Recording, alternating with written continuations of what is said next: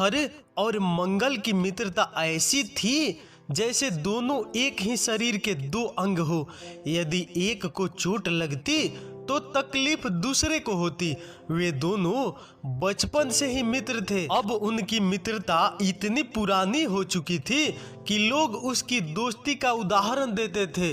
देवधर और मंगल बड़े हो चुके थे। दोनों का अलग अलग व्यापार था। एक दिन दोनों ने तय किया कि वे दोनों मिलकर व्यापार करेंगे। फिर दोनों ने मिलकर व्यापार शुरू कर दिया। उनका व्यापार चल निकला और दोनों खूब अमीर हो गए। वे ठाट बाट से रहने लगे।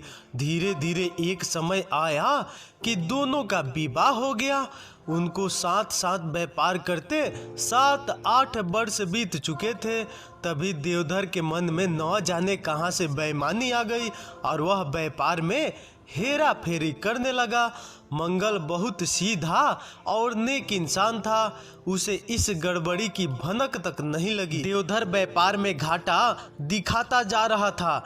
एक दिन ऐसा आया कि मंगल उस व्यापार का भागीदार ही नहीं रहा। मंगल ने ऐसा धोखा जिंदगी में पहली बार खाया था। धीरे धीरे वह बहुत चुप रहने लगा।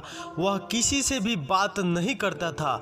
वह न हंसता था न बोलता था। इस कारण उसकी पत्नी बहुत परेशान रहने लगी। एक तरफ तो वो घर में आर्थिक तंगी रहने लगी, दूसरी तरफ मंगल बीमार रहने लगा। मंगल की पत्नी सन्नो ने डॉक्टर वैद्य से खूब इलाज कराया किंतु कोई फायदा नहीं हुआ। किसी डॉक्टर को उसकी बीमारी समझ में नहीं आती थी। मंगल दिन पर दिन कमजोर होता जा रहा था। दूसरी तरफ देवधर अपने आप में मस्त था। उसने हेरा फेरी करके खूब धन जमा कर लिया था। अब अपना अलग व्यापार करके खूब धन कमा रहा था। अपनी पत्नी के लिए उसने ढेरों गहने बनवा दिए थे। गांव के लोग ऐसा विश्वासघात देखकर कानों पर हाथ रख लेते थे। लोगों को देवघर की बेईमानी का खूब पता था, लेकिन कोई भी खुलकर सामने नहीं आता था। एक दिन मंगल का चचेरा भाई सोमदत्त शहर से आया। वह मंगल की हालत देखकर हैरान रह गया।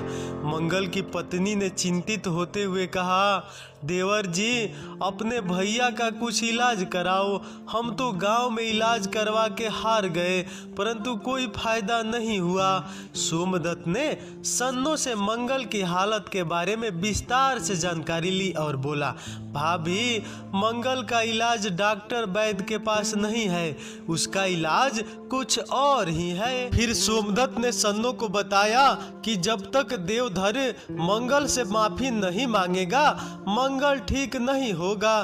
परंतु सन्नो ने बताया कि देवधर अब बहुत धनी और घमंडी हो गया है, उसका माफी मांगना नामुमकिन है। हम गरीब उसके सामने टिक नहीं सकेंगे।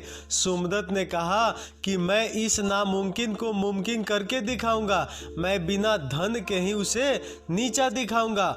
उसने अगले दिन से ही अपनी योजना पर काम करना शुरू कर दिया। अगले दिन जब देवधर अपने घोड़ों पर बैठकर अपनी दुकान जा रहा था तो उसने देखा कि एक आदमी ने उसकी तरफ देखा और जोर से हंस दिया। देवधर को लगा कि कोई यूं ही हंस रहा होगा। वह थोड़ी ही दूर गया था कि 4 लोग खड़े आपस में बातें कर रहे थे। वह जैसे ही उन चारों के सामने से गुजरा, उनमें से एक ने उसकी तरफ देखा और कुछ कहा कि सारे लोग जोर जोर से हंसने लगे। देवधर को लगा कि सब लोग उसकी तरफ देखकर हंस रहे हैं।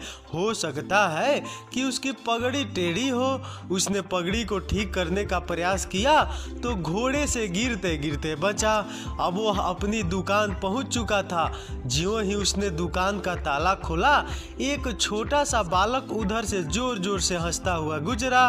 देवधर को अब थोड़ा क्रोध आने लगा था। उसने बालक को बुलाकर पूछा, ए लड़के, क्यों हंसता है? लड़के ने कहा यूं ही, और चला गया। देवधर का मन आज दुकान में नहीं लग रहा था। उसे लगता था कि आज जरूर कहीं कोई गड़बड़ है।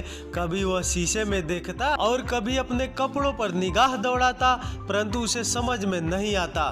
दोपहर को एक दाढ़ी वाला व्यापारी उसकी दुकान पर आया और उसे बड़ा सौदा तय कर लिया, परंतु देवधर का ध्यान आज कहीं और था। उस दाढ़ी वाले व्यापारी ने 2-3 बार अपनी दाढ़ी पर हाथ फेरा और देवधर की ओर हंसकर जोर जोर से हंसने लगा। फिर बोला, सेठ, सौदा फिर कभी करूंगा। देवधर को लगा कि उसकी दाढ़ी में कुछ लगा है। वह बार बार अपनी दाढ़ी पर हाथ फेरने लगा। जैसे तैसे दिन बीता। आज उसका व्यापार में मन नहीं लगा था, इस कारण बिक्री भी कम हुई थी। घर जाकर देवधर ने सारी बात अपनी पत्नी को बताई। वह सुनकर परेशान हो गई। उसके कपड़ों, पगड़ी व दाढ़ी पर निगाह डाली। उसे सब कुछ ठीक ठाक लगा। अगले दिन फिर जब वह कहीं काम से जा रहा था तो फिर उसने लोगों को कानाफूसी करते व हंसते देखा। अब उसे हर समय यही लगने लगा कि हो न हो लोग उसकी बेईमानी की चर्चा कर रहे हैं। उसने 2-4 बार लोगों की बात सुनने की कोशिश की तो उसे अपने बारे में एक भी शब्द सुनाई नहीं दिया। अब वह जहाँ जाता लोग हंसते दिखाई देते। उसने सोचा कि लोग यूं ही उसका मजाक बना रहे हैं, उसे उन सबको सबक सिखाना चाहिए। अगले दिन जब कोई व्यक्ति उस पर हंसा तो वह चिल्लाकर बोला, पागल, पागल कहीं का। उधर से उस व्यक्ति ने भी वही शब्द दोहरा दिए। सुनकर देवधर क्रोध से आग बबूला हो उठा। धीरे धीरे 1 सप्ताह में हालत यह हो गई कि वह जिधर से निकलता लोग कहते, पागल, पागल कहीं का। सुनकर वह बौखला उठता और सचमुच पागलों जैसी हरकत करने लगता। उसका व्यापार मंदा पड़ने लगा। धीरे धीरे उसकी हालत खराब होने लगी। अगले दिन गांव के जमींदार के यहाँ उसके बेटे की शादी थी। जमींदार ने सारे गांव के लोगों को दावत पर बुलाया। देवधर भी खूब अच्छे कपड़े पहन सज धज कर दावत खाने पहुंचा। सोमदत्त भी वहां पहुंच गया। जमींदार खुशी से लोगों से मिल रहा था और उनका अभिवादन कर रहा था। सोमदत्त जमींदार के पास जाकर फुसफुसा कर बोला, आप गांव के सभी धनी व्यक्ति से नहीं मिलेंगे। ये जो सामने दाढ़ी वाले सज्जन है वो अपने आप को आपसे भी बड़ा जमींदार समझते हैं। जमींदार खुशी के मूड में था। बात को मजाक में लेते हुए उसने अपनी दाढ़ी पर हाथ फेरा, फिर हंसकर देवधर की ओर देखा और बोला, अरे यह तो बड़ा भला आदमी है। फिर आगे बढ़ गया। देवधर को लगा कि वह व्यक्ति वही आदमी है जो पहले दिन उसे देखकर हंसा था। उसके बाद ही सब लोग उसकी तरफ देखकर हंसने लगे। हो ना हो यह कोई राज की बात है जो आज जमींदार भी हंस रहा है। वह व्यक्ति उसकी कोई शिकायत कर रहा है या उसकी दाढ़ी में कोई गड़बड़ है। उसने झट से अपनी दाढ़ी में हाथ फेरा और परेशान हो उठा।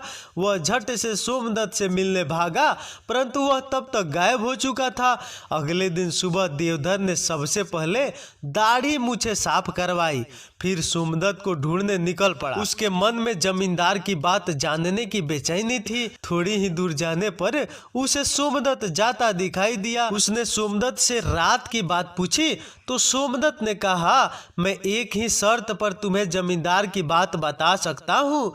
तुम्हें मेरी एक बात माननी पड़ेगी। देवधर बोला, भैया धन मांगने के अलावा जो तुम कहो वही मानूंगा।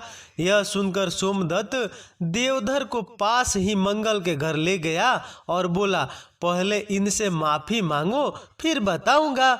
देवधर ने पलंग पर लेटे व्यक्ति से तुरंत माफी मांग ली। भैया मुझे माफ कर दो। तो वह व्यक्ति पलंग से उठकर बैठ गया। उसके चेहरे पर पतली सी मुस्कान की रेखा खिंच गई। देवधर यह देखकर हैरान रह गया कि वह उसका अपना मित्र मंगल था। उसकी इतनी दुर्बल और बीमार हालत के कारण वह अपने बचपन के मित्र को पहचान नहीं सका था।